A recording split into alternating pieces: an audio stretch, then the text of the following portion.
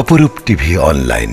মঙ্গলবার 18 নভেম্বর চট্টগ্রাম ৪ সীতাকুণ্ড আকবরশাহ আংশিক পাহাড়তলী আসনে বিএনপির মনোনীত প্রার্থী কাজী সালাহউদ্দিনের নেতৃত্বে আকবরশাহ থানাধীন ৯ নং উত্তর পাহাড়তলী ও ১০ নং উত্তর কাট্টলী ওয়ার্ড বিএনপি অঙ্গ ও সহযোগী সংগঠনের যৌথ উদ্যোগে ধানের শীষ প্রতীকের সমর্থনে মিছিল ও সমাবেশ অনুষ্ঠিত হয়। মিছিলটি উত্তর কাট্টলী সিটি গেট সিডিএ ১ নং রোড থেকে শুরু করে বিভিন্ন সড়ক প্রদক্ষিণ শেষে অলঙ্কার মোড়ে এসে সমাবেশের মাধ্যমে শেষ হয়।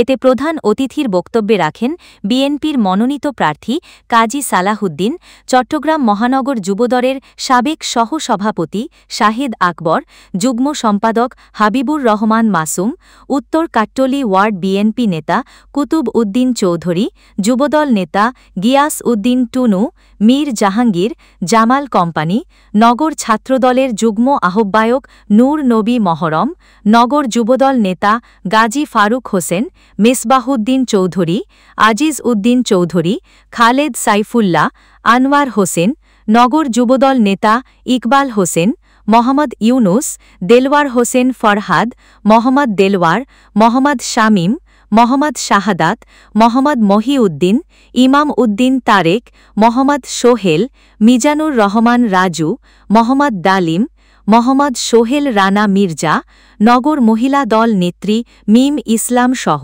প্রমুখ নেতৃবৃন্দ।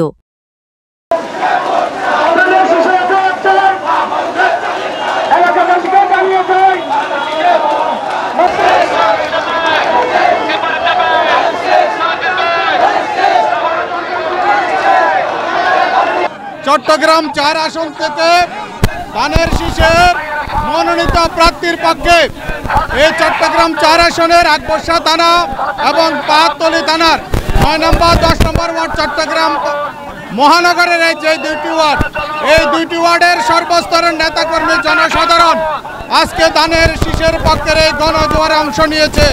তারা জানান দিতে চায় এই সীতাকুণ্ডের মানুষ, এই চট্টগ্রামের মানুষ তারেক রহমানের সিদ্ধান্তের প্রতি ঐক্যবদ্ধ একমত ইনশাল্লাহ।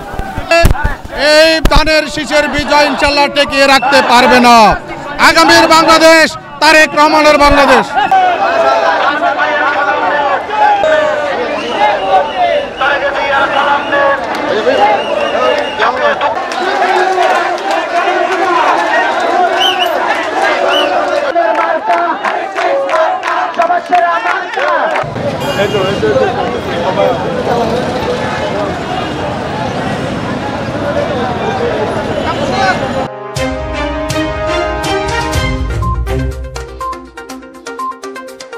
অপরূপ টিভি অনলাইন।